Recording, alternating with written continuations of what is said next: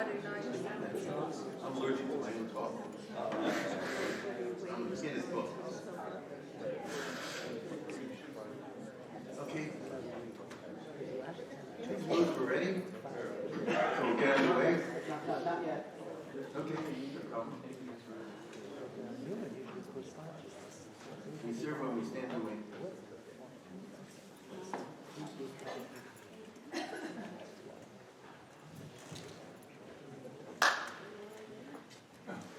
You remind me after my beginning remarks. First of all, welcome. Second of all, good luck. Third of all, we're now in lecture number 4, okay? And somebody just asked me, Cassie just asked me about a Dvar Torah I mentioned the other day. And since it's Parshas Chayis, I'll just share it with you very briefly, because I always remember it every year. It's the one Alshech that I recall. There's one Kliyakar, you remember one Alshech, and it goes like this. There's a famous, I think Rashi or somebody says that Rabbi Akiva was giving a speech and people fell asleep on him. It could happen. Take it from me. And in order to wake them up, he said, why did Queen Esther rule over an empire of 127 provinces? Of course, the idea is like this. It wasn't Purim time, so they all woke up. And he said, because she was descended from Sarah, who lived 127 years. 127. So, on the face of it, first of all, it's a good speaker's trick, right? I mean, it's a good thing to know, catch people off their feet. But the Alshech says, Alshech is a classic commentary. He says, yeah, but what's really going on? And he says like this, what do Sarah and Esther have in common? They were both Jewish women who were seized by Gentile kings. It's a good point, right? However, as we know, God did not let Pharaoh put a hand on Sarah because he struck him with leprosy. On the other hand, God did let Achashverosh put a hand on Esther. So therefore, you will be led to think Sarah was a tzedekis. So therefore, she merited this kind of protection.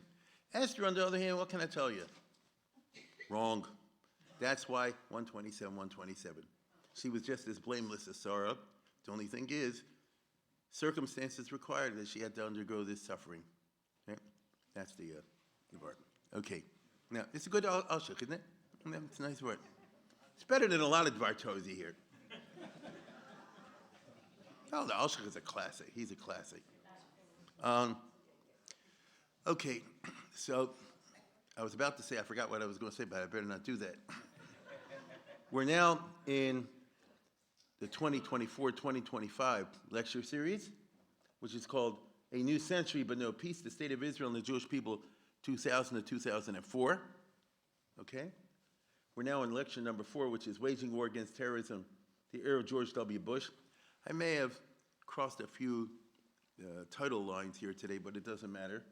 And tonight is being sponsored by the Grilly family, by Richard, in memory of Sue, who passed away in this past year. We really miss it. If any of us who know that Richard and Sue always sitting in the back, right? With some friends and commenting on what we saw. And Sue was a special person, as far as I know her. And if you want to really get a good idea, go on the Where, When, and When line and look her up, because they published a very nice eulogy, I guess, from their daughter. It was very fitting. And what can I tell you? We miss it because we need Jews like this. That's the truth. We need Jewish Jews. You know, people that are there for Israel, there for Jewish people, there for Jewish families, and all the rest of it. We don't have enough of them. So in that aspect, we pay tribute to her memory. And it's very kind that they chose to commemorate, among other things, in this way. And now, I want to thank Shomer Emunah, as we always do. You got to be Shakar Sato for our hosts. They're putting up with us the whole winter series. And Marvick asked me the other day, he says, it's March 22, okay? I said, we're not going that long, you know? But it's very kind of him. I want to thank the Lehmann family always for sponsoring, as they do every year, the whole series. And enabling us to do this, which I don't think is done anywhere else. And tonight, of course, we want to thank the Grillies. And again, as always, our tech team, I'm glad to see that Ellen's on her feet. I know what she's been through. I think I do. And we hope it'll go Michayel El. And same for everybody. As a matter of fact, we hope that'll be true of all those who are wounded and maimed in Israel. I saw an article in the paper today before I left, and this is a tough one. Halachically, there's always been an issue. You'll probably hear about this from rabbis all over the country. Once they read it in the paper, they get into it. Do you do like David HaMelech, and when you go off to war, do you write a get on condition to take care of MIA? So the Israeli army, as a matter of policy, doesn't do that ever since 1948. We've spoken about that in the past. That's a policy decision back in the time of Rabbi Goren and so forth. On the other hand, until now, as we all know, Israel has, to compensate for that, the IDF has always made supreme efforts to locate the whereabouts. I mean, superhuman efforts. And remember, years ago, they gave back terrorists to get some bodies back and things like that. So that's that. So apparently this is an issue now because there's never been a war in Israel for a year like this. Every year. Even the 48-year war. I mean, the 47, 48 war for a few was like the Palmach. Most people, it's not this long. But now, unfortunately, it's this long, and it doesn't seem like it's ending necessarily. And the problem goes like this. What do you do if the husband cracks up? Shell shock. I mean, cracks up. He can't give a get. You see? And so is there a way to remedy this? And that's what they're trying to work on now because they never had this problem before. Now, I'm just opining here for a second before we get into our material. If you do, according to Rabbeinu Tam, the way the King David system used to work was like this. When they went off to war, they got divorced, period, done, over. And it's like an honor system. And you hope when you come back, everybody just get married again. That's like a clean break. And if that happened, that would guarantee the wife, against all untoward incidents. On the other hand, you can understand that's not great morale. So if they did that now, okay, but I don't think they're going to do that. And so then you really have to be very legalistically inventive to come up with a kind of get on it tonight and this and that, because remember, if it happens and the person does crack up, then he can't do the get. So they're going to have to come up. There are ways, I can think of a few, of working around it, but it's sad that we have to come up with this question altogether. It's a sign of the times. It's a sign of the times. Also, last week, we do get snafus, just like any army. And there was one video I wanted to share with you. I really wanted to, and we captured it from this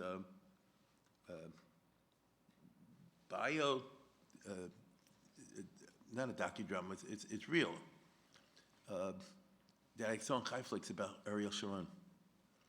And because they have a piece on him, it's about a half hour long, maybe a little longer, if any of you can access Chaiflix. And it's all about Sharon during the period I spoke about last time, which was his prime ministership, which was from around beginning of 2001 till he got the stroke. And it was very interesting. I don't know if it was I can't remember if they had English subtitles or not. I believe it did. And I think it did. And it just didn't work out. There was because Howard Elbaum's in London and we're here, all the rest of it. So I want to show it to you now. Tonight, you can actually bring some popcorn because we have a lot of movies. And it's Saturday night at Shomri, and just happens to be because it's recent stuff. If our machinery all works, I hope. So before I begin talking about Bush, let's take a look at this piece. It's a few minutes long on the Sharon part, and you'll just put your mind back 1 week. Go ahead. This bombing, the terrorist bombing. לאירוע, ואנחנו יוצאים ממש מטר או שניים מהאוטובוס. כשעל האוטובוס יש שתי גופות של ילדות בנות 14-15 ערומות, נורא. יש 21 שקי גופות מולנו, ואנחנו הולכים לאור שקי הגופות האלה, מגיעים לקצה איפה שהתרכזו העיתונאים, וראש הממשלה אמר כמה מילים, אני כבר לא זוכר מה, אבל הוא דיבר לארצות הברית. לדעתי המוטו של הדברים שלו היה, עם האנשים האלה אתם רוצים שאנחנו ננהל משא ומתן? מעניין לאיזה מדינה פלסטינית הם מתכוונים. איזה מדינה פלסטינית? על מה הם מדברים?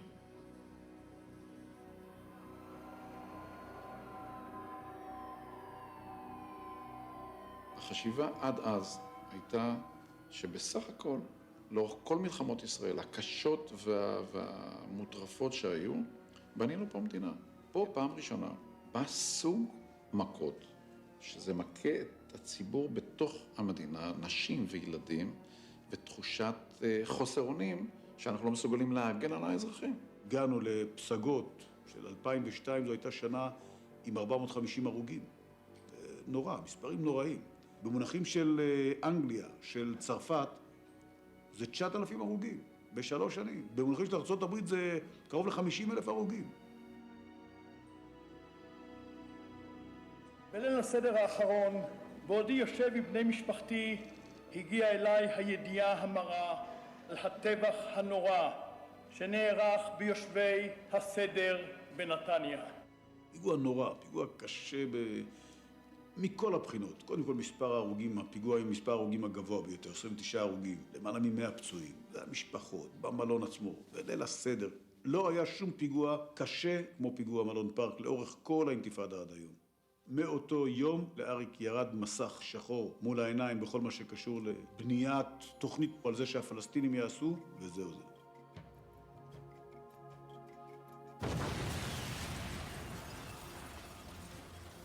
בפארק הקפיץ משתחרר, וקורה הבלתי יומן.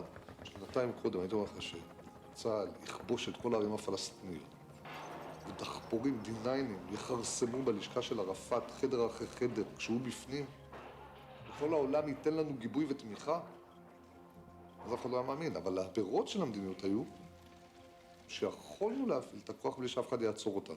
I am asking you to ask for the whole international world. How they are keep silent about this dirty, this big criminal.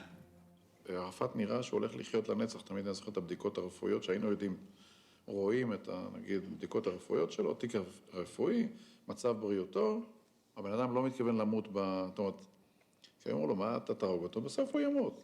הוא לא מתכוון למות ב-30 שנה הקרובות, זה היה מטריף אותו. I was told by the Americans that Bush, from his first meeting with Sharon, asked him not to kill Arafat, and he got his commitment not to kill Arafat. And Sharon later, he said it, I think, publicly or on one of these meetings that some people conveyed to me, that he regretted that he made the promise to President Bush. הקו לבית הלבן פתוח כתקדים שלא היה אף פעם בהיסטוריה הישראלית, מבחינת שיתוף שני הצדדים בחשיבה תוך כדי עשייה. My vision is two states, living side by side, in peace and security. Peace requires a new and different Palestinian leadership. הנשיא בוש אמר לו, תראה, אם אתה תהיה מוכן לעשות ויתורים, אני מוכן לעשות דרישות. דרישות שאף נשיא אחר לא היה מוכן לעשות. ואני אעמוד לימינך. מדינת ישראל רוצה לתת לפלסטינים מה שאף אחד לפניה לא נתן להם, אפשרות להקים מדינה.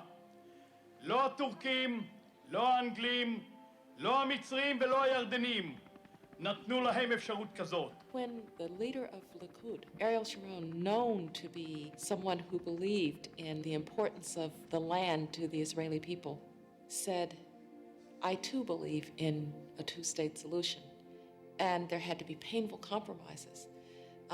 I thought this is a real breakthrough.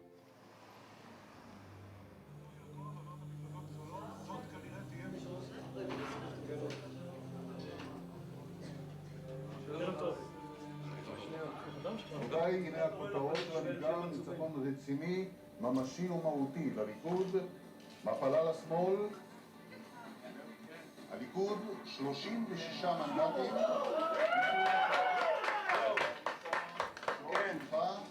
מפלגת העבודה 18 מנדטים.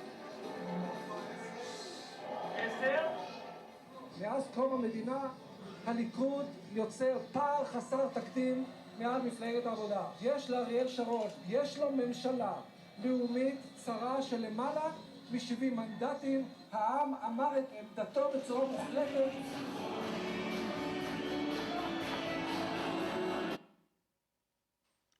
That's okay. You get the idea. This was the background that I tried to speak about last week. And today we'll talk about Bush. Okay, sure. Of course, as we know, in January of 2001 came a new administration, right? And Bush was inaugurated, as soon Trump will be, in Washington, D.C. And, of course,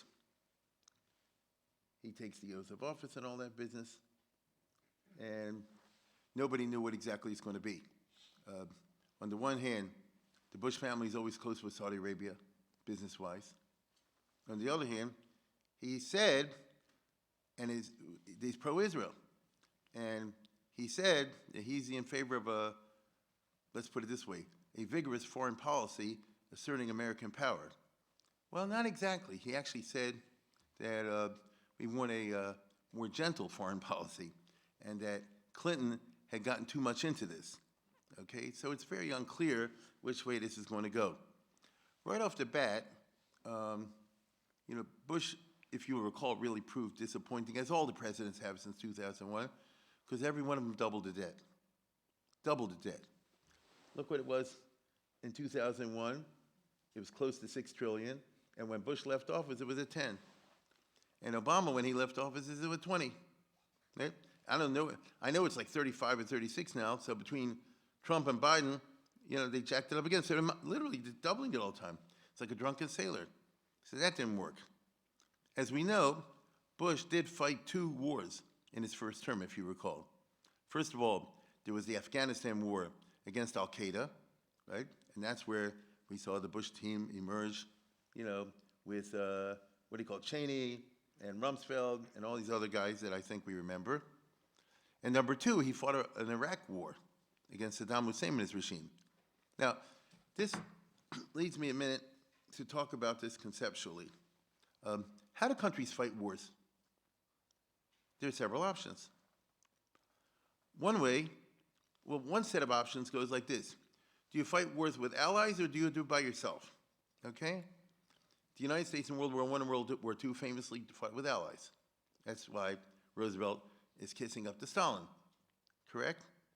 We didn't fight World War II against Germany and Japan by ourselves. Japan, we actually did mainly fight by ourselves, but certainly not Germany. Now, there are advantages and disadvantages to fighting a war with allies. An advantage is they add to your strength. I mean, the American army was so big. If you add the British and the Russian armies, it's a lot bigger, right? I mean, let me put it this way. You probably don't know this. We, the USA, were running out of men by 1945. You know that? They were having to draft older and older groups. I know from older people, they're not here anymore, from Baltimore, Maryland, they got their call like in December and January of 45. The British had no more reserves by November of 44. They used up the whole pool. You get it? So imagine if we didn't have the Russian army. You see what I'm saying? On the one hand, you say, well, America and England together should beat Germany. That's not so simple. Because in this country, they can't literally go and pick everybody off the street. It doesn't work like that. And so you add to your strength. You reduce your own casualties. We didn't really lose that many men in World War II. Isn't that interesting? Listen, everybody's a bad loss. I get that.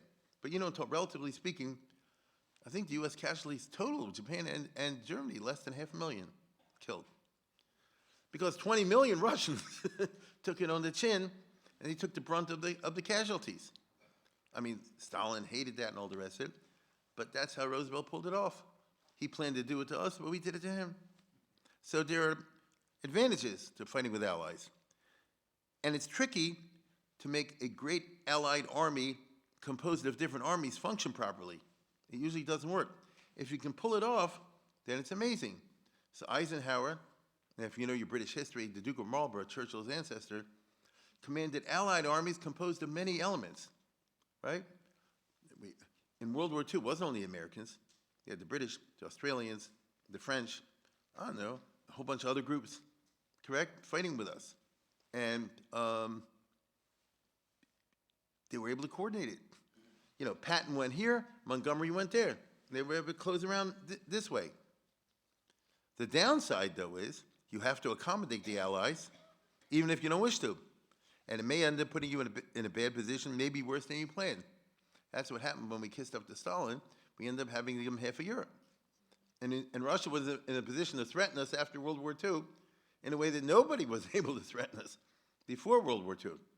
These are what happened because one of the rules of war is it never ends the way you thought it would at the time you ended the war. You guys just said that's a rule of history. No war, including Israel's wars. No war ever ends the way you planned or thought or imagined it would end at the time you entered the war. That's just interesting. This is talking about a war you fight directly with your own soldiers, but with allies. So like we did in World War II, for example. That's one model. Now I'll tell you a different model, and that is to fight alone, without allies, or pretty much without allies. Then you get the flip side. You take all the losses, but you can make whatever peace you desire without having to accommodate the allies, which is what Bush, ended up doing in Iraq, correct? I mean, Tony Blair contributed some soldiers, and they were important, but a very small contingent. Therefore, Bush really ran the show after Iraq was conquered, and America's the one who flubbed it up, because we were in charge. I'm not finished. There are two ways of raising armies. One is by a draft. Everyone goes in the armies. That's a modern phenomenon of the 19th and 20th centuries. Never was in history a draft. In history, it was always understood that the bulk of the citizens are not going to be going in the army. And you have certain elements, either volunteers or mercenaries, or maybe you force the peasants who were slaves. That's what they used to do in Europe and in other countries. The great landowners would cause the farmers who work for them to go in the armies. You beat them by sticks and all that, the old-fashioned discipline. But you never drafted, as you and I today would call the middle class and things like that, okay? That's started only more or less in the Napoleonic Wars, even not there, and World War I. In other words, let's put it this way. In the second half of the 1800s, you start to have the mass armies. And once one country does it, everybody does it. France, Germany, Russia, Austria, Italy, you name it, they had these mass armies where everybody, unless you're declared unfit or something like that, everybody gets drafted, which is why you had such a slaughter. In American history, and the other way is by a non-draft army. You have a volunteer army, or otherwise. I told you, in American history, the U.S. Army, in the time of Thomas Jefferson, the U.S. Army, 3,000. In the time of Abraham Lincoln, the beginning of the war, 22,000. That's a police force. You see? They never know because, to be perfectly honest, the only ones they're fighting are the Indians, and that they live to the local white men with better or worse results. There's a lot of massacres on both sides. The militias, as they called it. You see, the army itself was just like a little thing, okay? But then came the Civil War, and with the Civil War came sucking up huge numbers of dead and wounded, and the Union couldn't do it. The Confederates also introduced draft conscription, as they called it, with the exception, not yet, with the exception that not the middle class. The way they did it was, if you pay $1,000, you can hire a substitute. Okay? So that's the middle class, get it? If you pay $1,000, you can hire a substitute. But if you can't pay $1,000, they're going to draft you. So that means most of the people that are drafted, this is 1863 already, after the heavy losses in 1861, 62, 1863. And you and I know the main losses came under Grant in 64, correct? Remember Cold Harbor and the Wilderness and all that. I mean, they lost tens of thousands of dead every battle. It was crazy. And the Confederates, the same thing. With the Confederates, if you owned 5 slaves, you couldn't get drafted. That's their way. You get it? There's all this shtick. So it means that if you live in the North, those who don't have money, and especially the new immigrants getting off the boat, they're going to be drafted. Well, guess what? The Irish rioted like crazy. had a major riot where they killed people right and left and hanged black people and rich people and things like this. And Lincoln had to send in the army because the police couldn't handle this, and they shot everybody in the street. Here, they made a movie about it. It's in Manhattan.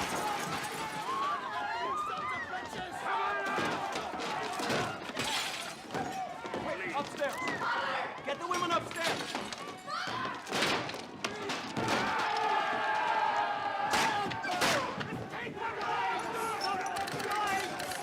From 18th Precinct, the mob are sacking houses 27th Street and 7th Avenue. We have no force to send. From 16th Precinct, all the stores are closing on 8th Avenue from fear of the mob in 17th Street.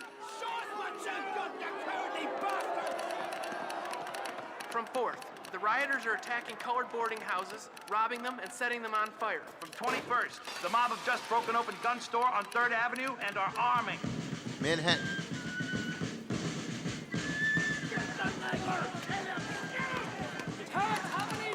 Marshal's office on 3rd Avenue is burning down. The police is of no avail. 2 colored men brought in almost dead. There are 50 more Negroes outside who need help. The blacks are being attacked all over the city. Hey! There's a $300 man! Get him! Did your daddy buy you out of the army? Can he buy me out of the army too? There is danger of mob attacking Armory, corner 21st Street, 2nd Avenue. There's about 500 stand of arms in it.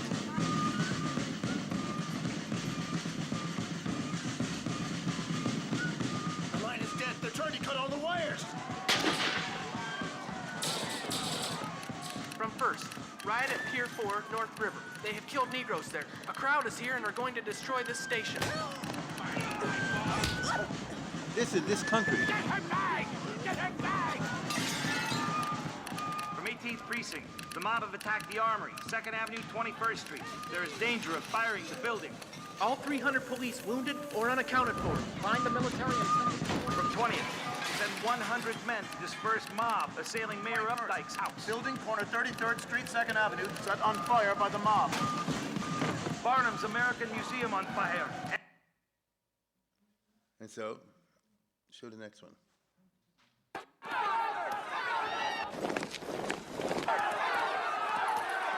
Soldiers now on 38th Street. The mob will not disperse.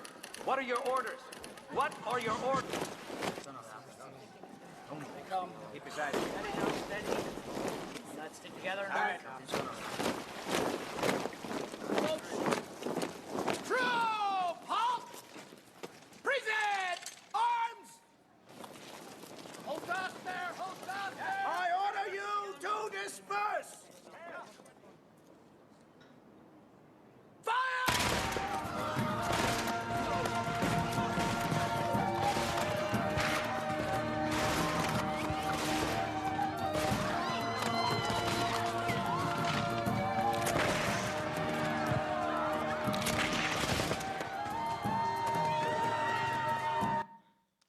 Where did these soldiers come from? Straight from Gettysburg battlefield. Get it? I'm serious. This happened right after Gettysburg. And he said, now run to New York City. They said, what? There's a thing going on right in New York City. They don't tell you that in the Gettysburg stuff. I wonder if Trump watches this movie. Anyhow, the bottom line is, you see what violent reactions there are in American history to the idea of a draft, a forced draft. Now, I'll say it again, that happened in the United States of America, right? And therefore, there was an ocean of corruption about the drafting process. They did get people, but without going into too many details, because we're not doing the Civil War history, there was a lot of ways of getting out of it, and poor saps were schlepped out of prisons and things like this. But that's what happened. So I would say, as a result, conscription got a very bad name. And we didn't have it until the First World War. Now, Woodrow Wilson did have a conscription. You weren't drafted at 18, you were drafted at 21, by the way. It's interesting, okay? But by that time, you couldn't have a thing, the lower class, yes, the middle class, no. You couldn't do that. And so there was a draft army. As a result, from the time the war started, Wilson was under tremendous pressure to end a war. That's one of the reasons that they had the 14 points and all the rest of it. Because World War I lasted less than 2 years, year and a half. I don't know what would have happened if it would go on long. You might end up with this, you see? As you and I know, in World War II, again, they brought up in the draft. It's not all throughout American history. It's rarely. It was a little bit in the Civil War. It was in World War I, which lasted a very short time. And it was in World War II, which wasn't a short time. And that's part of the, you might say, genius of FDR. He was able to sell it and use his communication skills, and Hollywood was behind it, all the rest of it. But again, they were under tremendous pressure to end the war as quickly as possible, right? As quickly as possible. And as I think everybody knows, there was like progress. You get what I'm saying? 1942 and 1943 and 1944, people saw you're getting there, right? You're getting there. And it's also true they hit a lot of the casualties from the public. You know how it goes. So that proved to be a great success because they drafted 12 million, right? 12 million men and women. Men and women, I say. How many American Jews fought in World War II in the American Army? 500,000. Isn't that a crazy number? Because there's only 5 million Jews here, right? 500,000. And then they got rid of the draft at the end of World War II. Truman brought it back because afraid of Russia in 1948. That's how he was able to integrate the army, because he had a draft. They said, now we're bringing in all kinds of Americans, therefore you have to make civil rights and no discrimination in the army. And we had a draft from 1948 into the 50s and 60s. They fought the Korean War with a draft army. And it's just very interesting to me that the Korean War did drag on, and you didn't have the Vietnam kind of stuff there. It was a different time, I suppose, a different time. But by the time you got to Vietnam with LBJ, as you and I know, people that turned everybody off the draft. You see? It turned everybody off the draft. Why? Because if your kids are in it, right, then how long is this going to last? And I have a son that's 15, 16, and in a year or two he's going to be in the draft. And is it possible to end this now or not?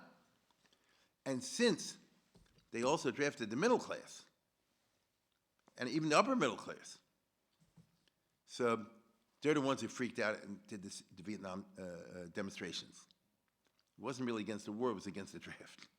You just couldn't say that. Because everybody was concerned about the terrible things that happened in Vietnam. They weren't concerned about the terrible thing that happened in other places around the world. It was a selective, as you and I know. So this shows, interestingly, that Lyndon Johnson's inability to comprehend the political and social dynamics of conscription in American history, which is interesting for a guy who was such a political animal. You know, Johnson was like famous with his political shtick, right? There's a few of the million pictures of him. That's Fortis.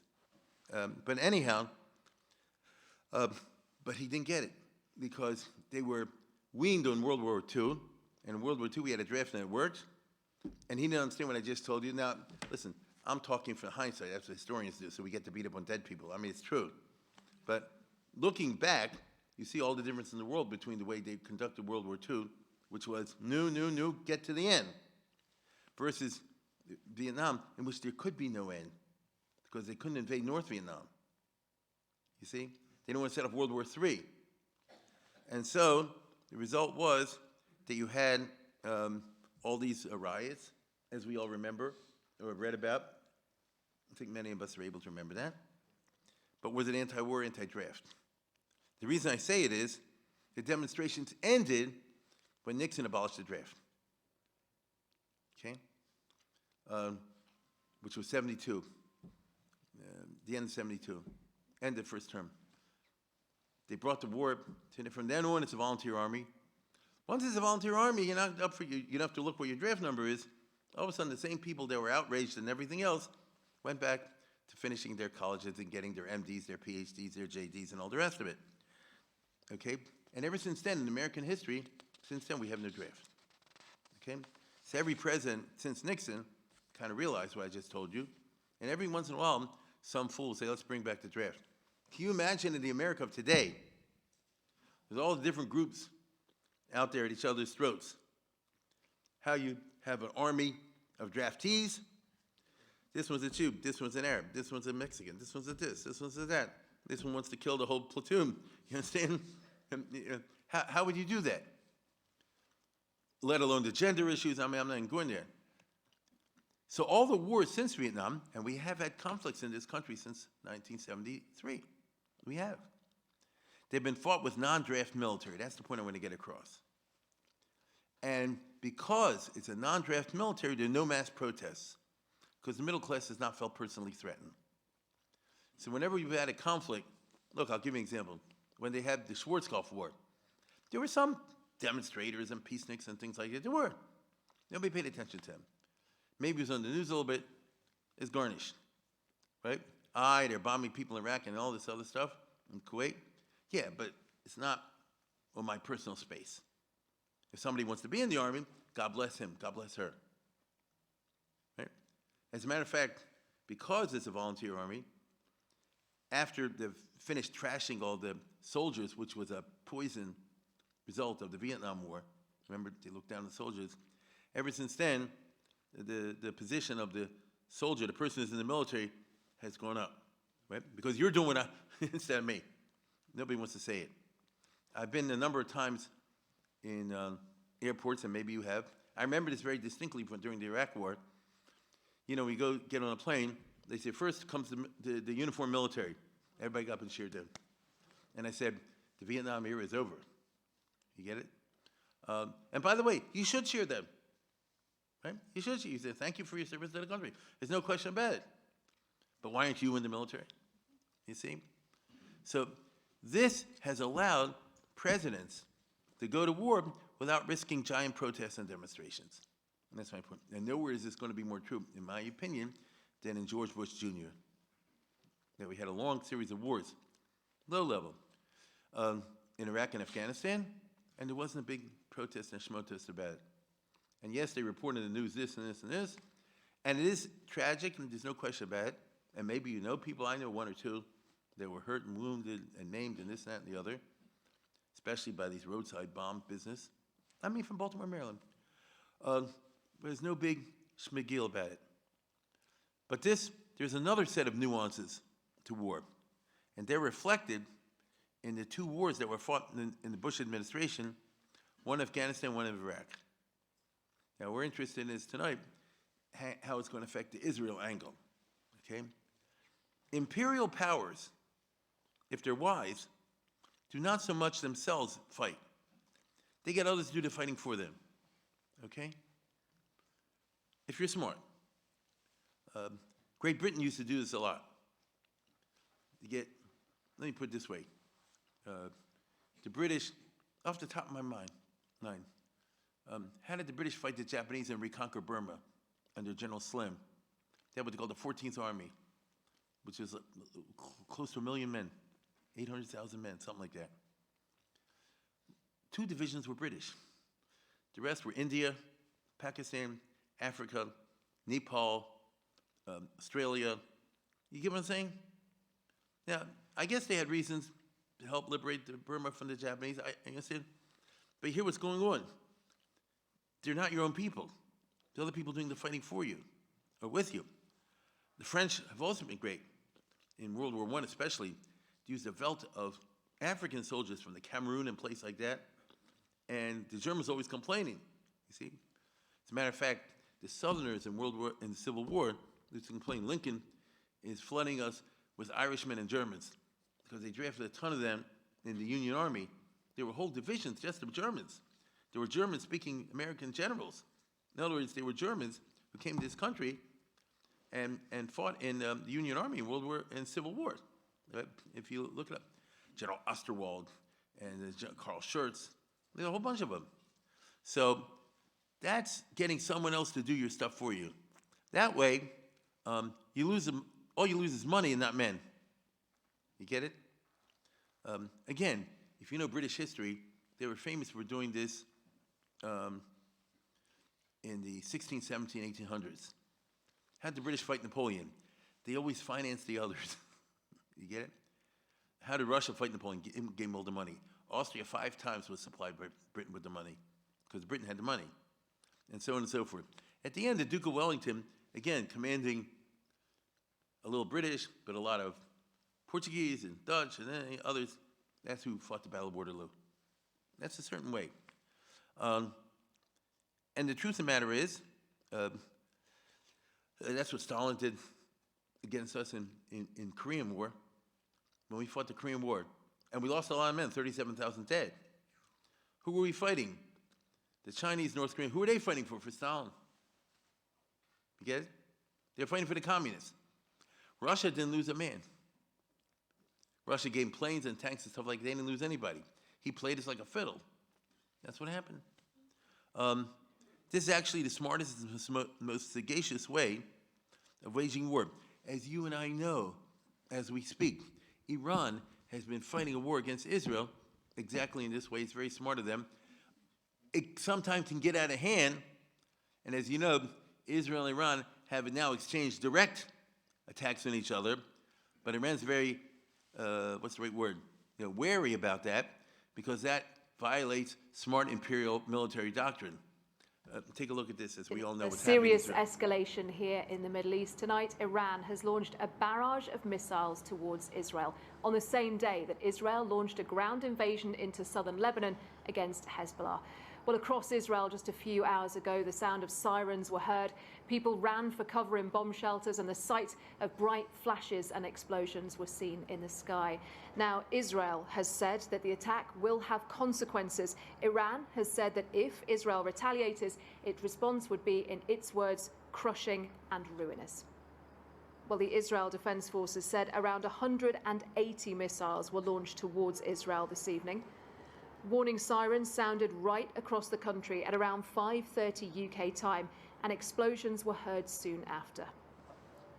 Now, those missiles were fired across huge swathes of Israel, including towards Tel Aviv and Jerusalem. Well, our correspondent John Donison is there now, and John, you, along with millions of others, had to seek shelter when those sirens sounded. That's right. 4.5 hours ago, us, like millions of Israelis across the country, received a text message warning us to get to the shelters immediately. The sirens rang out. We ran for the safe room here in the BBC Bureau. This is an unprecedented Iranian attack on Israel on this scale, and the consequences could be huge.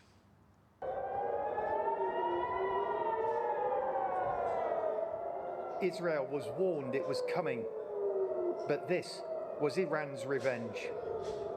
Almost 200 ballistic missiles raining in across the country.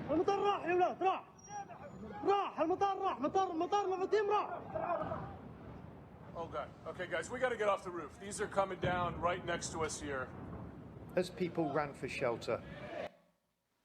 Yeah, I mean, we know this. Now, this is because Israel assassinated the guy in Tehran, and then he got Nasrallah, and so, I mean, I know everybody knows the news. All I can say is God bless Joe Biden. Still walking to the door. Okay. Before I began, I wanted to say a few words about Iran's missile attack on Israel today. At my direction, the United States military actively supported the defense of Israel, and we're still assessing the impact. But based on what we know now, the attack appears to have been defeated and ineffective. And this is testament to Israeli military capability and U.S. military. It's also a testament to intensive planning between the United States and Israel to anticipate and defend against the brazen attack we expected. Make no mistake, the United States is fully supportive of Israel. And I've been spent the morning and part of the afternoon in the Situation Room, and meeting with my whole national security team and consulting with the Israelis indirectly, because in terms of their impact on us. And the national security team has been, as I said, in constant contact with Israeli officials and their counterparts, and is going to continue to be brought to me throughout the day. We still have to share updates, and when we get them, and we will do that. So Biden doesn't seem crazy to me. I mean, I know what they say. I know all this stuff like that. He doesn't seem like he's crazy to me. Anyway, in tonight's context, George Bush Jr. fought two wars in different ways. He fought the Afghanistan war via proxies, but he fought the Iraq War with direct U.S. personnel. From the beginning of his administration, Bush and company were gunning for Iraq. You won't remember this, his first Treasury Secretary was Paul O'Neill, the big Republican finance person. And he was eventually fired, and he wrote a book which came out in 2004. It was supposed to take Bush down, nobody paid attention to it. And he said, and by the way, maybe we'll talk about that later, but he said at the very first cabinet meeting, this is January of 2001, right, of the new Bush administration, he observed the debate was not should we attack Iraq, but how do we do it? It's before 9/11, okay? So Bush came in, and the neocons, saying we got to figure some way to attack Iraq, all right? I mean, it's not like Saddam didn't give him good reason, right? If there was a bad actor, he was. But as we know, this got overtaken in September by 9/11. Anybody remember 9/11? American 11, are you trying to call? The cockpit is not answering their phone. Our number 1 has been staffed, and our 5 has been staffed. I'm going to call from Washington. I am in a situation with American 11, a possible hijack. What's going on, Betty? The aircraft is erratic again. Problems very erratic.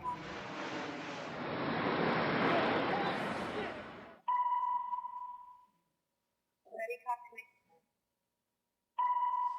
Betty, are you there? Betty? Betty? A plane just What? The 737? What? Like the World Trade Center. Who are you talking to? Oh, God. Oh, my God. United 175, New York. We have some problems over here right now. We might have a hijack over here, 2 of them. Jules, this is Ryan. Listen, on an airplane that's been hijacked. If things will go well, and it's not looking good, I just want you to know I absolutely love you. I want you to do good. So have a good time. Same to my parents and everybody. And I just totally love you, and I'll see you later, Chester. Bye, babe.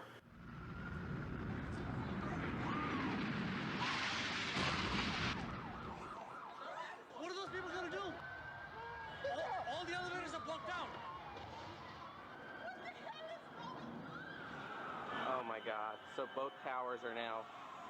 Okay, I got an aircraft 6 miles east of the White House. Crystal City, just north of Crystal City. Just to the north of your town. Yeah, stop all departures. Pentagon just got hit. No for CNN. God damn, I can't even protect my NCA. United 93, that traffic for you is 1 o'clock, 12 miles eastbound 370. Negative contact, we're looking United 93. United 93, Cleveland, if you hear the center right then. I got that piece of dog. Keep remaining steady. You have the ball, boss.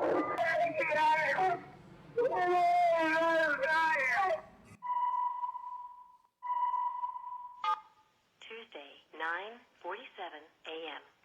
Hi, baby. Baby, you have to listen to me carefully. I'm on a plane that's been hijacked. I'm on the plane. I'm calling from the plane. I want to tell you I love you. Please tell my children that I love them very much. And I'm so sorry, babe. I hope to be able to see your face again, baby. I love you. Bye. We're 56865. We have, I believe it is a Boeing 757. Can you see him up there, sir? That's confirmed. It looks like he's rocking his wings. Roger. He's rocking back and forth. We're 56865. I advise you stay away from that aircraft. Go north as fast as you can. United 93, have you got information on that yet? Yeah, he's down. He's down? Yes. When did he land? He did not land. Oh, he's down? Yeah, somewhere up northeast of Camp David. Sean, it's me. I just want to let you know I love you, and I'm stuck in this building in New York. There's lots of smoke, and I just wanted you to know that I love you always. At number 2 World Trade Center, right. Ladies and students in the office, we're not ready to die, but it's getting bad.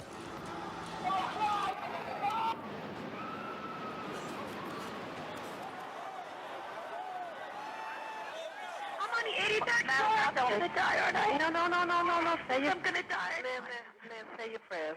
We're gonna think positive because you gotta help each other get off the floor. I'm gonna die. I know.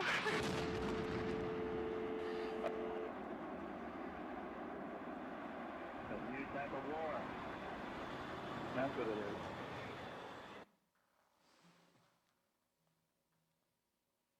Okay. Now, if you remember, of course, it was a complete surprise, and Bush was at a public school, completely unaware. Let's go to the next one. Brief televised address. Bush and his entourage sped toward the Sarasota airport. Normally a motorcade goes like 40 miles an hour. We got on the highway and we were doing 85 miles an hour. Little was said. In the car, Bush learned a third plane had been hijacked and flown into the Pentagon. Phone rang. And the president picked it up and began talking. And I could only hear one side of the conversation, but I knew it was bad when he said his Rumsfeld alive. We got back to the airport, and I remember seeing Air Force One ringed by Secret Service agents with automatic weapons visible. And I had never seen that before. I remember getting on the plane, and I remember the plane taking off much more rapidly than it usually took off and ascending at a very steep angle. The president wanted to get back to Washington. He thought it was important for the nation to see the president back in Washington. At the same time, it was the last thing the Secret Service would ever want to happen. We did not want to bring the president back into what, frankly, was a war zone. There were F-15s circling the White House, armored vehicles, light tanks. The Pentagon had blown up. Most of the city had been evacuated. We didn't know what was yet to happen. The White House might be a target for such an airplane attack. In the president's absence from Washington, Vice President Dick Cheney assumed operational control of the federal government from a secret bunker under the White House, where he was patched through to Air Force One. There were several occasions when the vice president was talking to the president, they got cut off. The communications were frustratingly primitive. Yeah, that must be it. So you see that we were caught completely by surprise. You remember, of course, a day or two later, Bush, or very soon afterwards, Bush goes to the Twin Towers, and basically says, we're going to go to war against these people. That's what he said. Remember the speech? I want you all to know, you can't go any louder. I want you all to know that America today is on bended knee in prayer for the people whose lives were lost here, for the workers who work here, for the families who mourn. This nation stands with the good people of New York City and New Jersey and Connecticut as we mourn the loss of thousands of our citizens. I can hear you.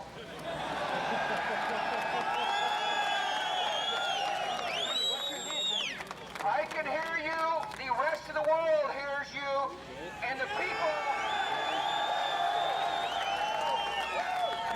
people who knock these buildings down will hear all of us soon.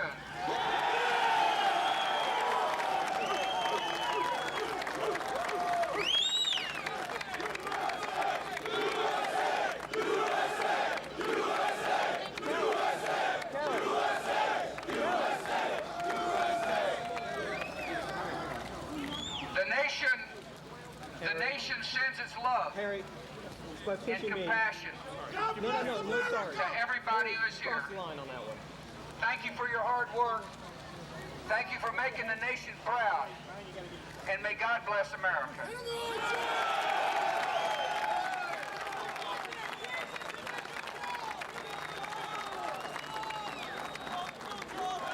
Let's get back a little bit, folks. Give him some room. This is a turning point in American history because ever since then, the government said, we're now at war with terrorism. That's the point I want to make. And he makes his famous speech a few days later. We have seen the state of our union in the endurance of rescuers working past exhaustion. We've seen the unfurling of flags, the lighting of candles, the giving of blood, the saying of prayers in English, Hebrew, and Arabic.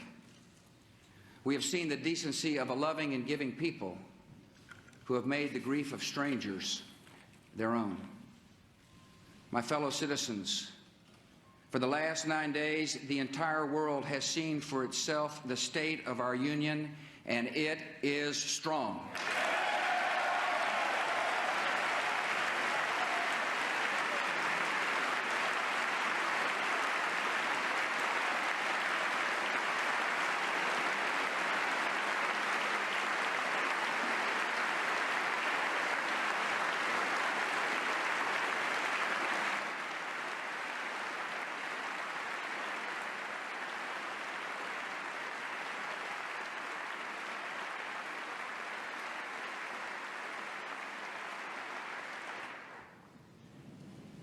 Tonight, we are a country awakened to danger and called to defend freedom. Our grief has turned to anger, and anger to resolution. Whether we bring our enemies to justice or bring justice to our enemies, justice will be done. So that's Texas talk for saying we're going to war, against them. And as you know, therefore, the 21st century, the federal government is going to get more powers than they had in the 20th century from Congress to do this, and this is an ongoing process. So immediately, the first ones they're going to go against is Al-Qaeda, not Iraq, and Osama bin Laden. But that meant the Taliban in Afghanistan because they insisted on protecting him. If you remember, the Bush administration said to the Taliban, don't give them sanctuary, and they wouldn't respond. So he said, okay, then we're going to go after you. Here, Bush did something smart. The U.S. Army, if you remember, did not invade. Instead, it supported what they called the Northern Alliance. In other words, they found a bunch of Afghanistan people of different tribes, because this is that part of the world where everything is tribes. And usually one tribe hates the other, or one set of tribe hates the other, and that's the history of that part of the world. And it still is today, and it will be 100 years from now, okay? And so the Russians had hooked up with this group. They called it Northern Alliance, just a bunch of different tribes. And he said like this, we will support you, the CIA, and give you weapons and air support and all this other junk. You go fight and destroy the Taliban. They're happy to do it. So again, there's no downside from the point of view of American public opinion, because no American soldiers, hardly. There's a very small number of specialists and things. They made movies and documentaries about this already. And, they coordinated, with the let's call them the good guys. With the good guys, when they need airstrikes and all that kind of stuff, and communications help against the bad guys. And so it worked, because the Afghans did the fighting, and they were happy to do so. I'll tell you again, you think I'm being flippant or something like that. That is the history of that part of the world. And they took over the country. At least they thought they did. Because the Taliban was not destroyed, they retreated to the mountains, which is what the Northern Alliance had done, and the Taliban took over the country. And if you know anything about the terrain of that part of the world, it's gigantic mountains and deep valleys and all sort of thing. And so it's almost impossible, for anybody to totally take over that area. The British have discovered it over the course of history. The Russians have repeatedly discovered this over the course of history. The Chinese, I don't remember, but it's not an easy part of the world to control if you want to. Domestically, this came the Patriot Act. Remember that? The Patriot Act. And that closed a lot of loopholes, which I was told a lot of them were written in the Clinton administration, interestingly, because we have two dynamics in this country, and we still do, and they're in an existential tension, and this will never go away. It'll only get more as time goes on. On the one hand, you want the right of privacy, and we do. You want the right of privacy. On the other hand, if there's privacy, the terrorists can operate, so the government has to know everything about everybody. You see? So how do you do that? So before all this happened, I think it was in the 90s, So people in Justice Department, place like that, did all these firewalls, you know what I mean? The CIA can't know this is what the FBI knows, and the FBI can't do this, and the NSA this, and that, and the other, for the best of reasons. In other words, for ACLU reasons. And I mean that not in a disparaging way, because there is a proud tradition in this country of the right of privacy, okay? On the other hand, that's a happy hunting ground for terrorism, because they can be private. Today, listen, I'm not an expert in this sort of thing, but I know one thing. Whenever I go by a store, they said, "Did you like this store?" Right? Even if I never went in there. "Did you like this gas station?" What do you think in there is, really? You see? No, there's Big Brother knows everything I'm doing because it is. Okay? And everybody's got one of these. Yeah, I know there are ways to go against it and all that kind of stuff, like you see in the movies and the TV shows and whatever. But there's always a ways again around that. So it's a constant battle, you know, to sort of protect your privacy versus the Big Brother that wants to know about your privacy and all the rest of it. But, you know, the internet is one big invasion of the privacy. Otherwise, why do they send me advertisements for Sfarim? Right? Get it? If I'm looking at CBS News, all of a sudden I see something about the Rambam. I don't think they're sending my Korean neighbor something about the Rambam. You see? How'd they know that? What do they call them, logarithms and things, that sort of thing? Algorithms, yeah. So the point is, at least at my level and your level, privacy is yesterday. You just hope. You know, what we say is like this. All right, so Uncle Sam knows I went to Chakras at Erzberg's. You know, wait, what can I do about that? You know what I'm saying? You know? So they know it. I didn't do anything wrong. But you see where I'm going, right? Now again, there are ways they're trying to evade this sort of thing. But again and again, more and more, we're surrounded as time goes by cameras everywhere. Remember, the Mossad got caught killing that guy and stuff like this. And I understand, unfortunately, some Chabad shliach was killed in Abu Dhabi over Shabbos or maybe on Thursday. And, you know, they're looking at all the tapes because they tape everything in Abu Dhabi. There's no privacy. Because you need to know. You get it?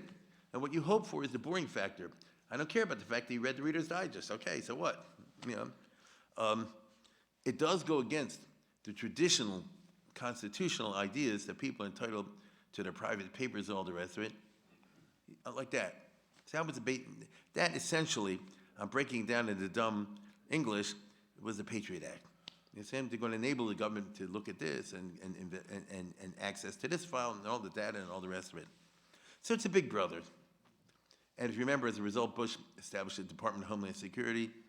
I really was supposed to talk about this in another lecture, but it doesn't matter. Since we're talking about 9/11, all the rest of it, I think we all knew this, but it shakes your memory, doesn't it, to see it again?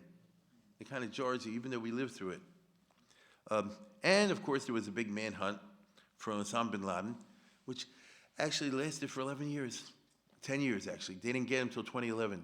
So, in other words, all through Bush, they were looking for him, they didn't get him. Turns out he was hiding in Pakistan. You know, for a while he was in Afghanistan, he hid in Pakistan. Pakistan never told us, you see. That's why Obama, you know, always was able to boast about that, rightfully so. If you remember, it just comes to my mind, under Obama, who was a civil libertarian, he killed X number of Americans, I'll tell you what I mean, without trial, without due process. Like an American guy, let's say, for example, an Arab, went and joined Al-Qaeda, is now fighting against America, for argument's sake, in Afghanistan.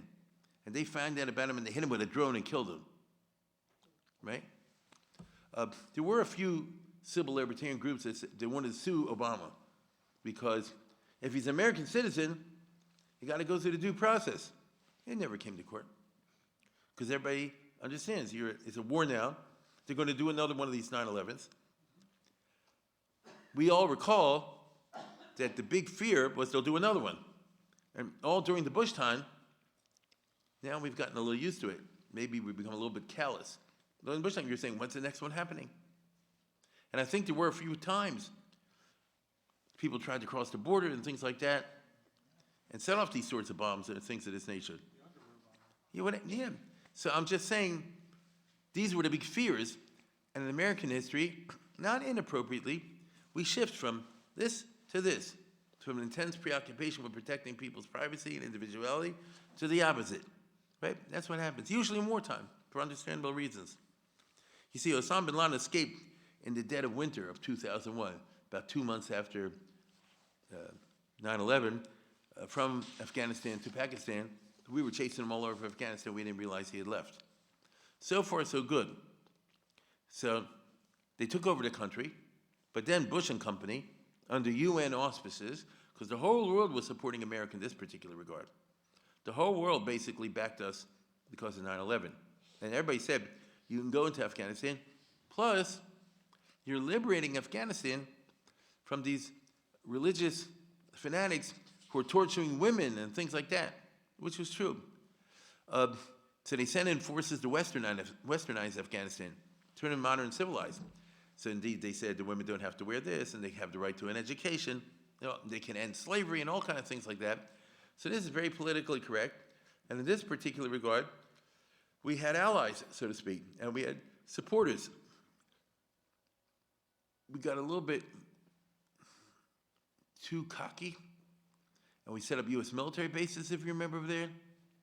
It's dumb to set up U.S. military bases in Afghanistan, especially if you know the terrain. The base is over here, and the mountains are surrounding on all sides. That's militarily a crazy business. I don't know how that happened. Of course, then we had U.S. soldiers located in Afghanistan we had a guy from ISIL who was there, not in a combat sort of thing, and they were shocked at the Afghanistan customs. Gee, I wonder why. Everybody has a slave or two. Everybody has a female wife and a male wife, things like that. Yeah, it's a different world. And as we know, it became another Vietnam eventually, okay? With a giant difference, though. Because even though we started having people blown up and roadside bombs and whatever the anti-personnel devices and all this other technical terms, no draft. And so you heard of people dying and bringing bodies back and all that sort of thing, and of course it happened. And sometimes they killed a lot, sometimes killed a few. A steady drip, drip. But since it's not my child, you see, you didn't impinge on the personal space of anybody who didn't want to be there. Say, let it go. So Bush and Cheney, they were smart in that regard. This is what you call post-Vietnam adjustment to political dynamics in American society. We can't fight a war, certainly any kind of big war, long war, with a draft. It won't work. Whatever you're going to do has no draft. That's just a big yesod. You understand? Most countries in the world today, I pointed this out, don't have drafts. Israel is one of the rare exceptions. There's a couple of others in Asia, like Chile or something like that, you know, or Lithuania. But the French don't have a draft. The British don't have a draft. The Germans, believe it or not, don't have a draft. I don't think Putin has a draft. One of the big problems they're having now in Russia is what do you do with the personnel? What is Putin doing? Bringing in mercenaries from North Korea and the Wagner Group and all this other kind of stuff. He's doing the same thing I've been telling you about. Russia is an imperial country with a many centuries-long imperial tradition. They are used to, getting other nationalities to fight for Russian, right? Matter of fact, when you had the Soviet Army in World War II, a big part of the Red Army, not the main part, was, Mongolians and other Asian, people. The Germans were always saying, where do these guys come from? You see, they're all part of the Soviet Empire. Okay, once the Iraq War starts in 2003, most Americans will not even be aware that we're fighting another war in Afghanistan. All the attention will be on the Iraq War. The Afghanistan War, of course, is a classic asymmetrical war. I told you many times already, from the Arab-Israeli conflict, an asymmetrical war cannot end unless you kill each and every single one of the other side. Even if you leave one out, the war's going to go on. And you can't. Rumsfeld, the Secretary of Defense, always tried to keep the number of troops down, hoping it wouldn't make it such a public thing. One of the big problems with Rumsfeld as Secretary of Defense is, remember they talk a lean and mean, which is not really true. You understand? It sounds great to say You don't need a big army. You need a small army of very specialized types. And if you use modern technology with the planes and the drones and the guns of business, you can win a war that way. How large was the American army you'd be surprised at this, how large was the American army that fought in the Iraq War of 2003? Grand total, 130,000, 120, 130,000. Very small, you see? Too small, really. But the idea is, see, we can do it with small numbers. It's like telling you, I hate to say this, before October 7th, there was talk in Israel, last 5-10 years, Israel's not a need a draft army, they should go for a professional army. That will solve the Haredi problem and all the other stuff. You get it? Because you have an all-volunteer army. Today, people look at this, how stupid was the ones who said this. We all know right now, the whole problem with the Haredim is they don't have enough people in the army. They have enough bodies. They have to keep people longer. So America isn't that population problem, but we all remember the surge. Right? That came later in Bush's second term, when they had to add more soldiers, which worked militarily, to fight off the problems in Iraq. So all these are part of the political dynamics. I don't want to have a draft. I want to use as few people as possible. Then I can get away with just about anything. Then I won't have the public coming down my back. And then the presidents hope that they'll be able to conduct a, I don't want to say militaristic, because it's not militaristic, but, something, a foreign policy that involves use of force without the public getting agitated about it. That's what it boils down to. Right? We're all still burned from Vietnam. That's the point. But we're living, even though some of us are old enough to remember Vietnam, we're still living with the memory of that. And therefore, war cannot be the same for the United States of America. War cannot be the same. Now, it's a machlokes. Can you replace men with machines? They'll try, right? They'll try. I mean, I don't know what the 21st century is going to go around. We're already seeing with the Israel war, the drones and things like that are to some degree, replacing some men. But it certainly is not able to replace all men. You see? So it'll end up like one of these Star Wars type movies, everybody gets robots and things like that to fight each other. Who knows where it's going to go? Meanwhile, the Taliban, who was supported by our ally, quote unquote, Pakistan, so they played us for fools, regroups and comes back like gangbusters, as we know. America tries to counter them with air power, as the Taliban does not have an air force, but the small number of American soldiers cannot prevent the Taliban from gaining success. This is the story of the first Bush administration. They won Afghanistan and then they lost. As you and I recall, we only pulled out everybody now under Biden. Right? He's the one who pulled everybody out. It would require a major U.S. effort to go against this, and Bush and company did not have the political will, nor does the American public want dead GIs from some far away if we're stuck in a place called Afghanistan. That's just the way the public is. Trump is definitely like that, right? He said, we don't want foreign wars that give it here. I mean, he ran on a platform, we're going to get out of all these wars. You see? I don't think he'll be able to do that, but I'm saying this is what sells in elections, okay? So fighting terrorism is not so pushy, and a great power can't simply nuke Afghanistan. So you have the classical conundrum of asymmetrical warfare, which Israel faces. Right? Meanwhile, the public attention got riveted on Saddam Hussein because Bush made it that way. He was determined to take him out. But the problem is, a war is expensive. Before 9/11, Bush and company were at a loss of how to attack Saddam in a politically acceptable way. The public says, we don't like him, Saddam, and we know he's a bad guy, but a war is usually expensive, either in lives or in money, even if you don't do that. Do you know how much the war? I think it cost $1 trillion or $2 trillion. Okay? That's a lot of money where I come from. All right?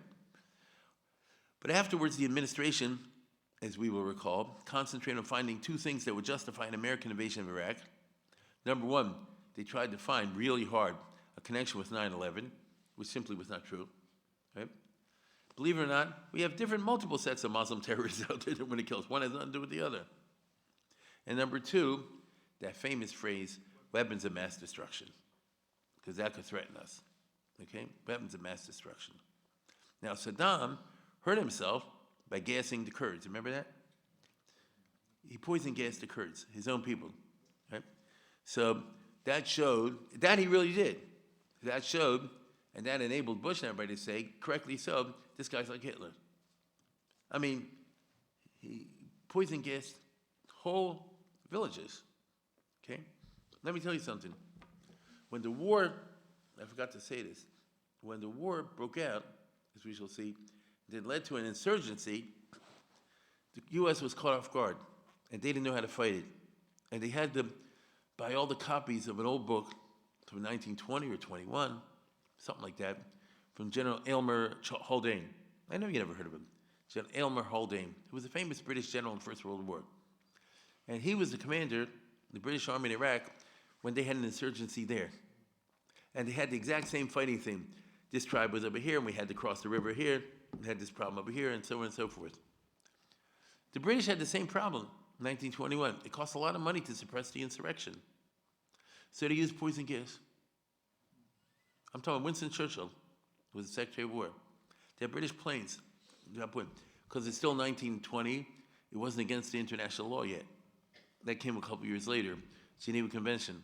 And Churchill said, listen, if you can poison gas us, it's cheaper than fighting them and all that. See what kind of world we're looking at? Okay?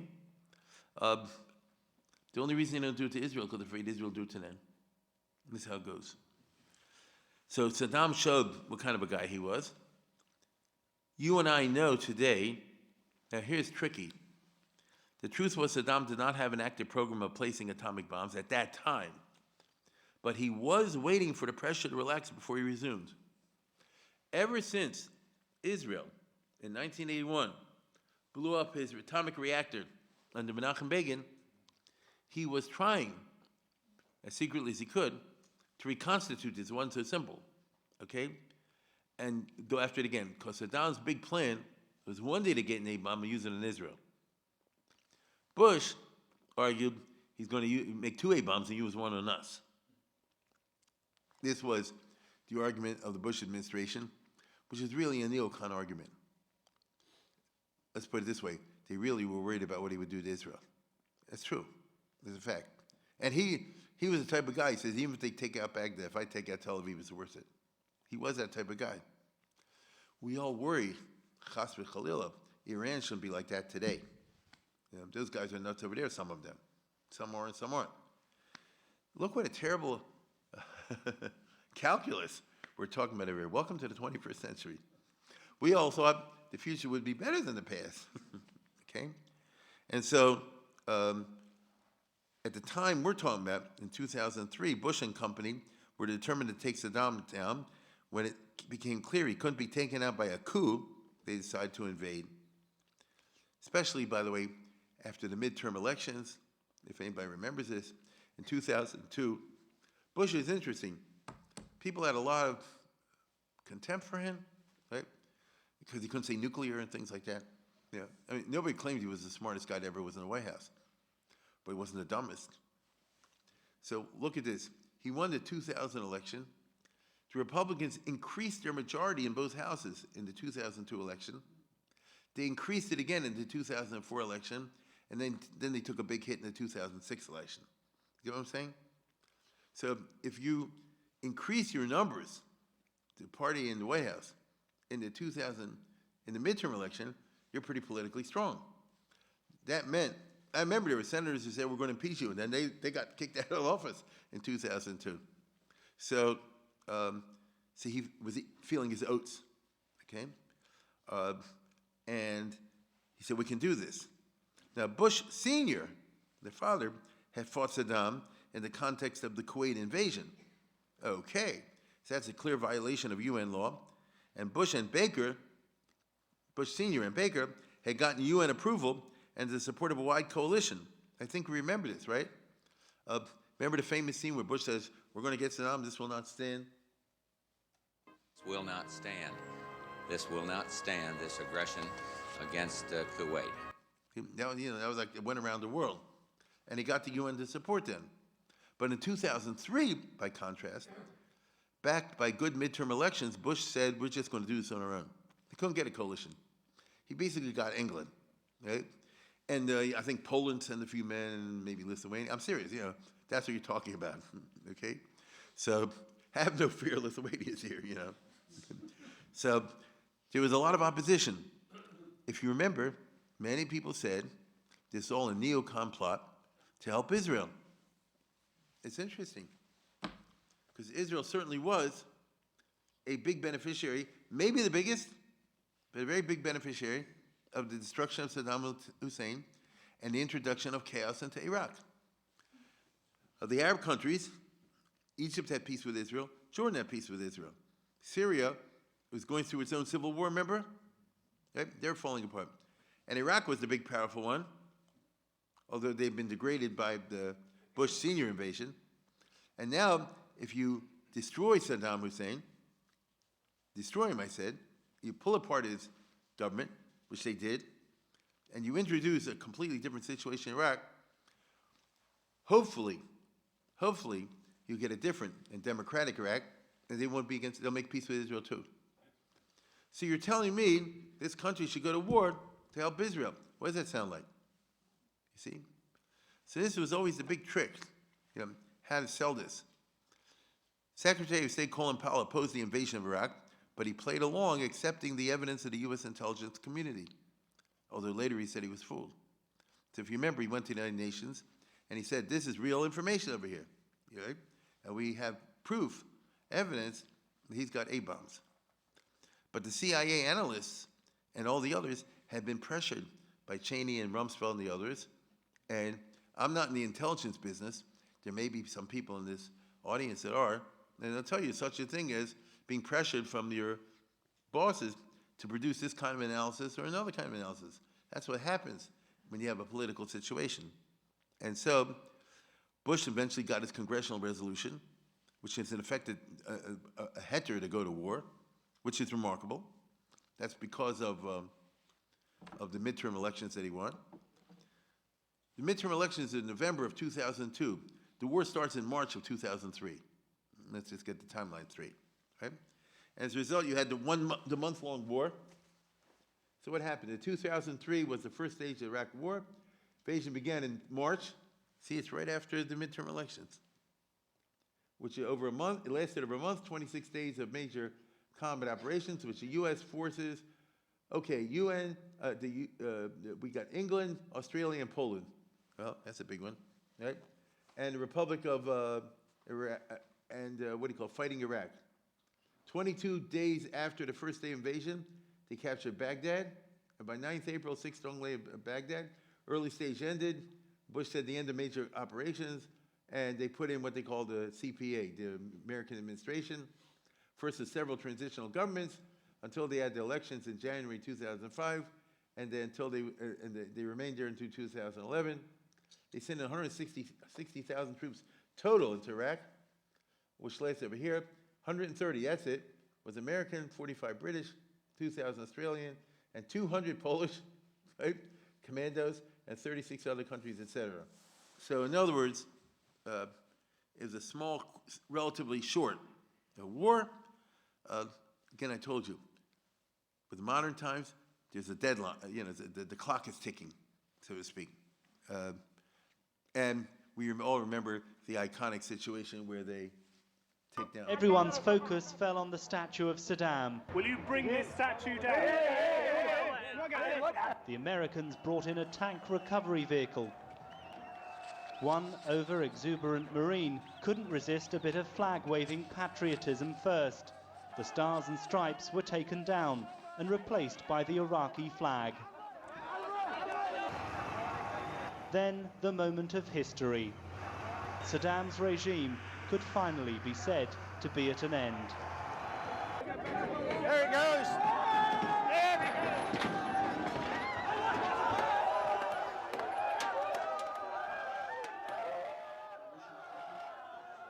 That's the next one.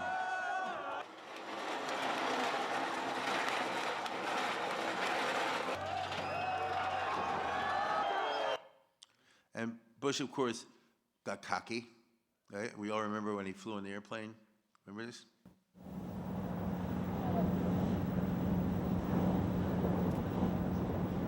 He was a pilot. He was Air Force.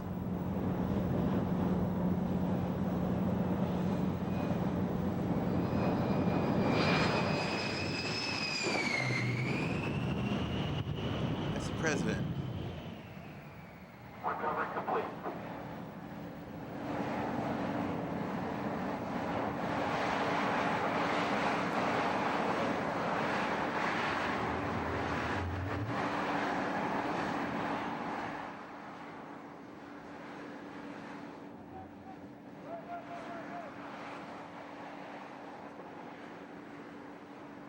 He makes him.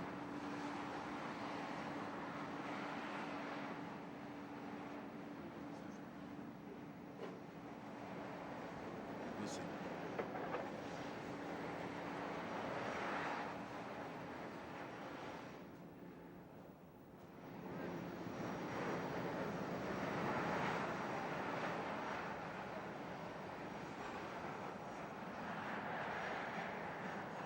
It's not Trump.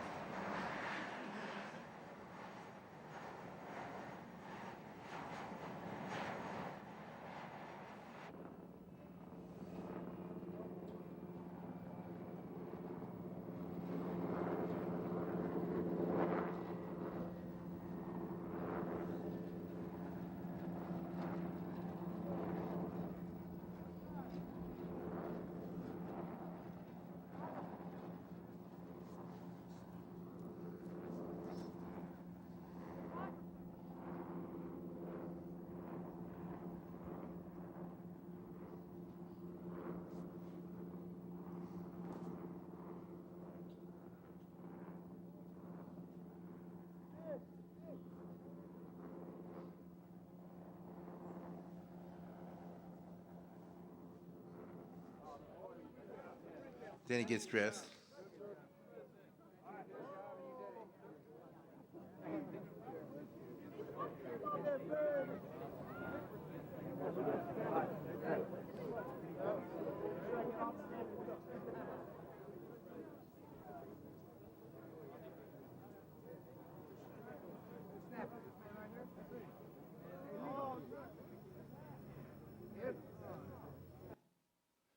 And then, of course, he makes his famous speech. He said, "Mission accomplished." Yeah. Let's put it this way. See, I can fly a plane. But listen, I can't. At that moment, sounded like he was successful. And Israel was certainly jubilant, although they couldn't say it, because, like I said before, a huge enemy of theirs was taken down. Who else besides Israel was jubilant? Iran.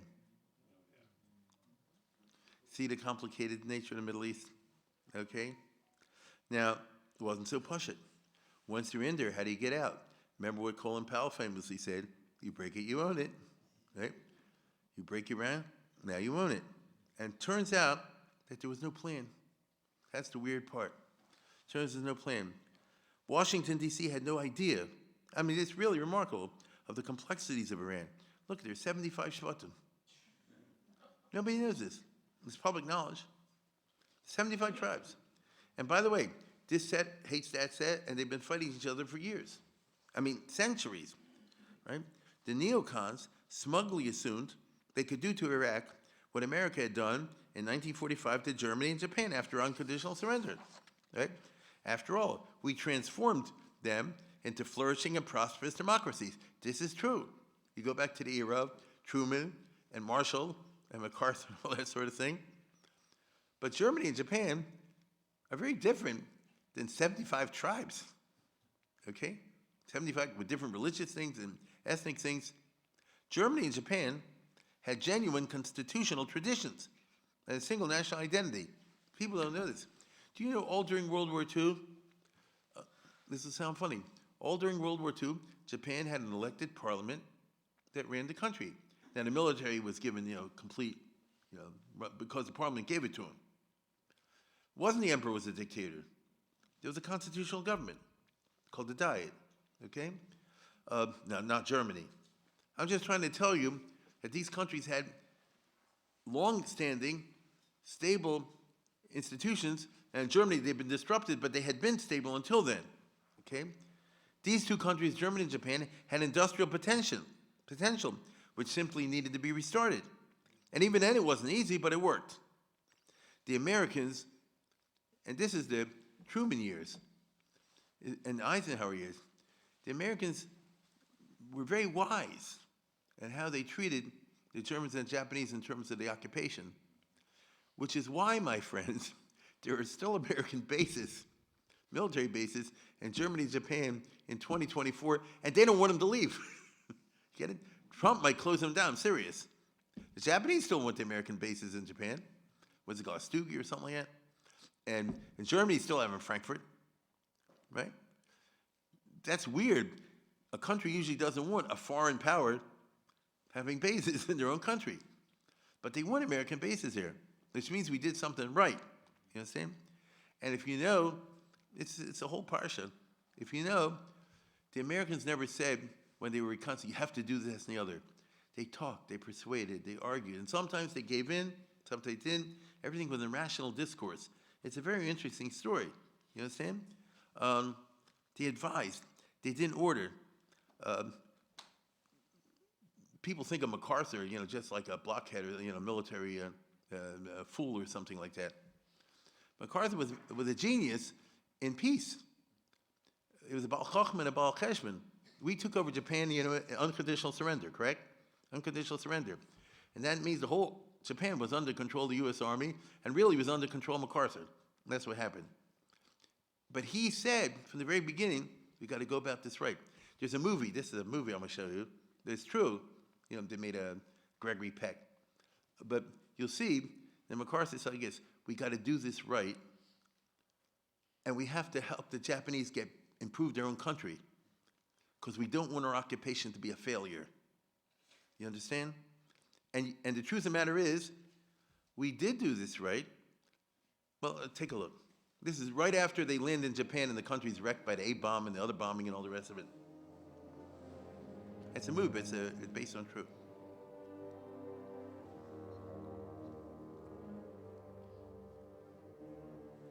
Court, I want you to tell Washington that I'm transferring food and medical supplies to the Japanese authorities. Yes, sir.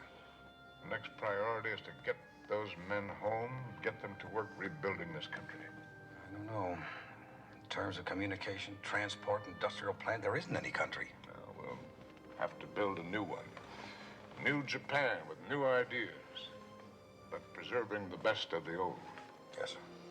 All of our troops will be judged by me for their conduct as men and as soldiers. I want them to understand that the Japanese must be treated with courtesy and respect. Alexander, Caesar, Napoleon all failed as occupiers of conquered countries because of the harshness of their policies. I do not intend to fail. Look, we're coming up on the palace now. I wonder whether it wouldn't be a good idea to summon the Emperor to explain your policies. Show of authority to the Japanese people. No. After a lifetime of studying the Oriental mind, I can tell you that I must not directly challenge the authority of the Emperor. He lives there in that palace across that moat, half god, half king. His decrees limit the degree of each man's freedom. His word is absolute. Time will come when Hirohito, of his own volition, will cross that moat and come to me. And that will mark the beginning of the end of his absolute power over the Japanese people.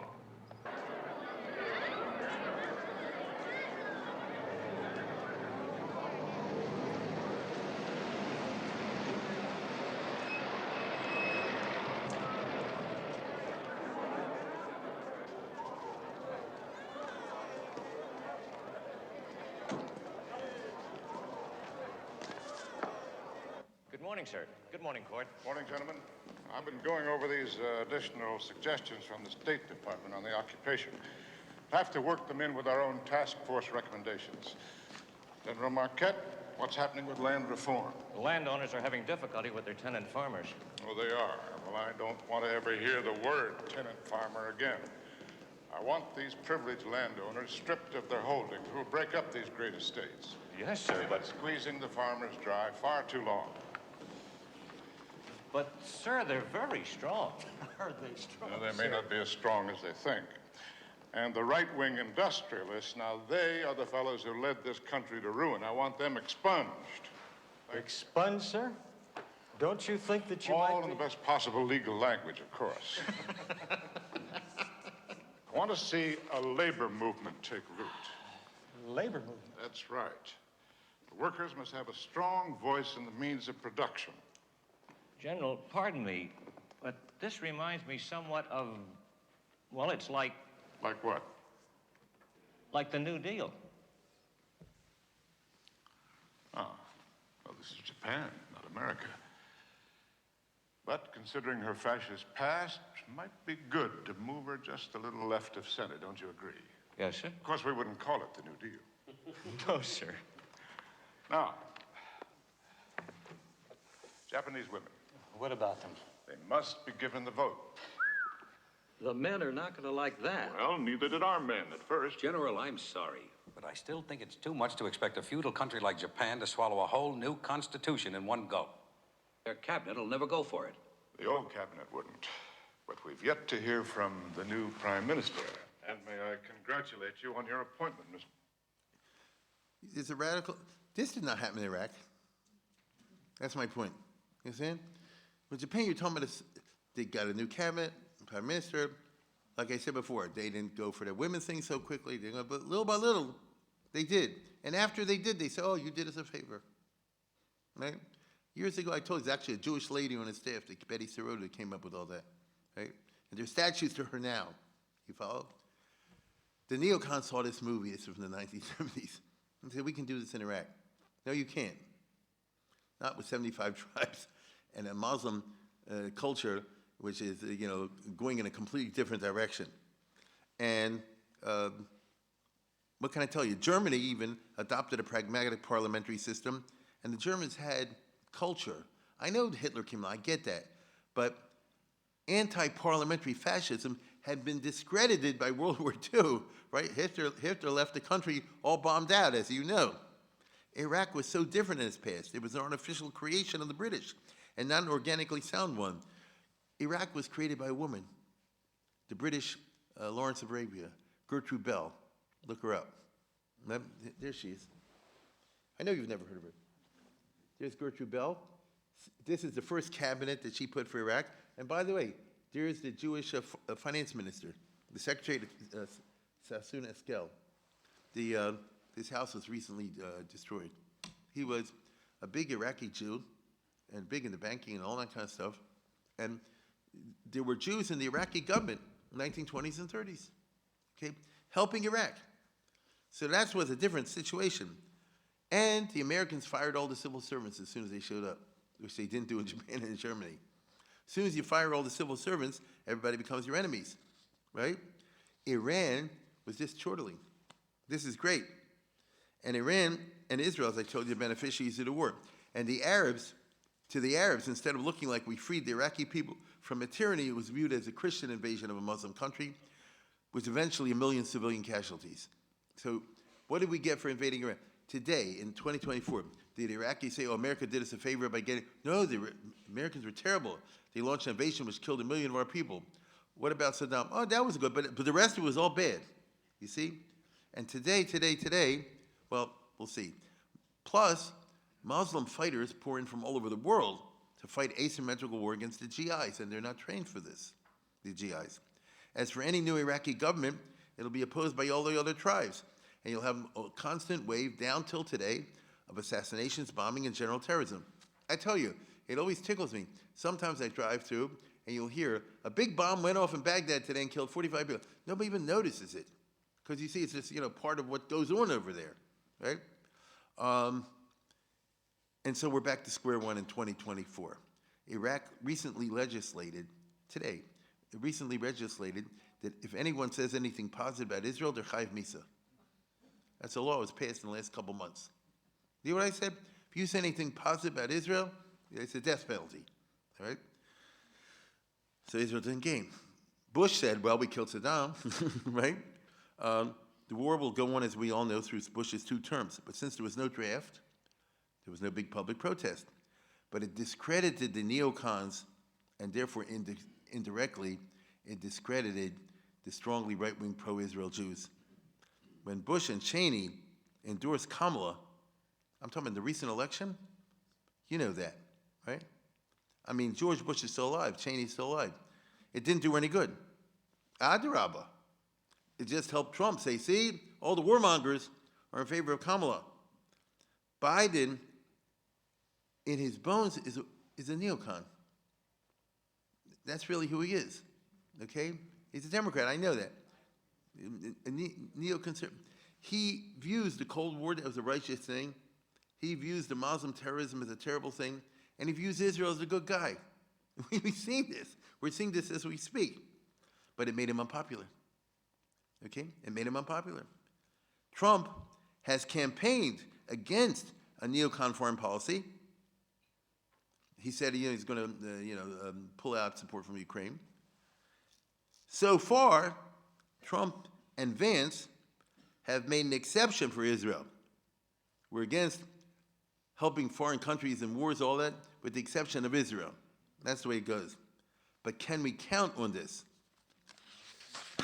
The hour is late. Good night.